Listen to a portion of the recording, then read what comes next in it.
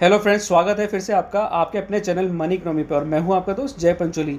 दोस्तों, आरबीआई का एक लेटेस्ट सर्कुलर आया है जिसमें एक बहुत ही बढ़िया और अच्छी खबर आई है, खासकर उन लोगों के लिए जो किसी बैंक में डायरेक्टर्स हैं या उनके रिलेटिव्स हैं। जी हाँ दोस्तों, अगर ये खबर अच्छी लगे तो इसको लाइक और शेयर कर दीजिए, और अगर चैनल पर नए हैं या अभी तक चैनल सब्सक्राइब नहीं किया है तो इसको सब्सक्राइब करके बेल आइकन ज़रूर दबा दीजिए, जिससे इस तरह की क्रिटिकल और इंपॉर्टेंट अपडेट आपको टाइमली मिलते रहे। तो दोस्तों, ये देखिए, मैं आपके लिए आरबीआई का सर्कुलर लेके आया हूँ। यहाँ पे आरबीआई ने आज ही जुलाई 23 को ही एक सर्कुलर जारी किया है, जहाँ पे उन्होंने स्पेसिफिकली बोला है कि जो 25 लाख रुपए की लिमिट थी कि बैंक का किसी और दूसरे बैंक का जो डायरेक्टर है या उसके जो रिलेटिव्स हैं या अपने इंटरनल जो बैंक का डायरेक्टर है, सेम बैंक का डायरेक्टर, उसके रिलेटिव्स हैं, अगर उनको कोई लोन चाहिए 25 लाख रुपए तक तो वहाँ पे कोई एडिशनल अप्रूवल की ज़रूरत नहीं है। लेकिन जैसे ही वो लोन लिमिट 25 लाख से ऊपर हो जाती है तो फिर बैंक के बोर्ड या बैंक की जो मैनेजमेंट कमेटी है उससे अप्रूवल की रिक्वायरमेंट होती थी। तो आज आरबीआई ने इस सर्कुलर के ज़रिए वो 25 लाख रुपये की लिमिट 5 करोड़ कर दिए। जी हाँ, 5 करोड़ रुपए कर दी है। ये जो चेंज आरबीआई ने किया है ये 96 के बाद में बहुत बड़ा चेंज किया है। तो लास्ट चेंज इससे रिलेटेड 96 में हुआ था, जब ये लिमिट 25 लाख रुपए की गई थी, और आज ऑलमोस्ट 26 साल बाद ये लिमिट 25 लाख से बढ़ा के 5 करोड़ कर दी गई है। तो ये एक बार हम लोग सर्कुलर की मेजर पॉइंटर समझ लेते हैं। तो इसमें स्पेसिफिकली लिखा है, on a review it has been decided that for personal loan granted to any director of any other bank, the threshold rupees 25 lakhs as mentioned in para 2.2.1.2 stand revised to rupees 5 crore. जी हाँ दोस्तों, but इसमें सबसे जो गौर करने वाली बात ये कि जो लिमिट रिवाइज करी गई है ये सिर्फ पर्सनल लोन से रिलेटेड रिवाइज करी गई है।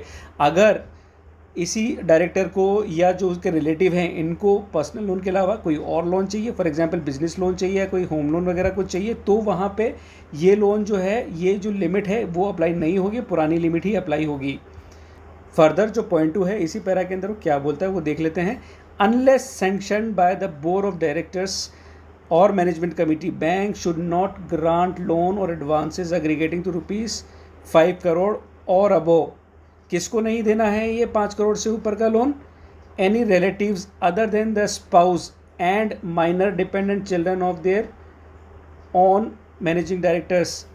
Any relative other than the spouse and minor dependent children of the managing director और other directors of other banks. तो सेम बैंक के अगर डायरेक्टर मैनेजिंग डायरेक्टर हैं उनके बच्चे हैं, या दूसरे बैंक के अंदर कोई मैनेजिंग डायरेक्टर हैं उनके रिलेटिव या उनके बच्चे हैं, या किसी फर्म के अंदर उनके रिलेटिव्स हैं जो वहाँ पे डायरेक्टर या पार्टनर हैं, तो इस तरह के लोगों को भी अगर 5 करोड़ से ऊपर का लोन लेने आते हैं तो वो नहीं मिलेगा until and unless board of director या मैनेजमेंट कमेटी ऐसे लोन को अप्रूव करे। ठीक है, तो दोस्तों आगे चलते हैं। आरबीआई ने इस चेंज के अलावा एक और चेंज किया है। वो चेंज किया है वो भी पढ़ लेते हैं। Paragraph 2.2.1.5 has been revised as under. क्या है वो?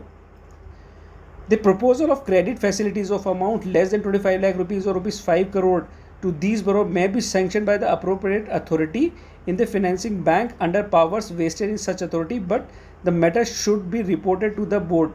तो यहाँ पे स्पेसिफिकली ये बोला गया है कि कोई भी नॉर्मल अथॉरिटी जिसकी अथॉरिटी है कि 25 लाख रुपए या 5 करोड़ रुपए जो भी सिनेरियो है, वो एक अप्रोप्रिएट अथॉरिटी जिसको सैंक्शनिंग अथॉरिटी अलाउड है वो उसको अप्रूव कर सकता है, लेकिन उसको बाद में वो रिपोर्ट करना पड़ेगा बोर्ड को। तो साथ में इसमें एक्सप्लेनेशन भी दिया है कि पर्सनल लोन का मतलब यहाँ पे क्या होगा। तो पर्सनल लोन का मतलब ये होगा कि जो भी आरबीआई ने सर्कुलर जनवरी 4 2018 को रेज किया था उसके अंदर जो पर्सनल लोन की डेफिनेशन थी वही डेफिनेशन यहाँ पे कंसिडर होगी। The term control shall include the right to appoint majority of the directors or to control the management or policy decision exercisable by person or person acting individually or in concert directly or indirectly including by virtue of their shareholding or management rights। तो नेटेड यहाँ पे ये बोला गया कि control का मतलब क्या है। कंट्रोल का मतलब ये है कि किसी बंदे को अगर मेजोरिटी ऑफ द डायरेक्टर्स को अपॉइंट करने का राइट है, या वो मैनेजमेंट को कंट्रोल कर सकता है, या वो डायरेक्टली इनडायरेक्टली जो बंदों को अपॉइंट किया गया है उनको वो होल्ड कर सकता है, और जो मैनेजमेंट राइट उसने अपने के पास रखे हुए हैं, तो ऐसे सारे सिनेरियोज़ को कंट्रोल माना जाएगा। तो दोस्तों आज के लिए इतना ही। मिलते हैं ऐसी किसी एजुकेटिव और इन्फॉर्मेटिव खबर के साथ। तब तक हैप्पी रहिए, हेल्दी रहिए।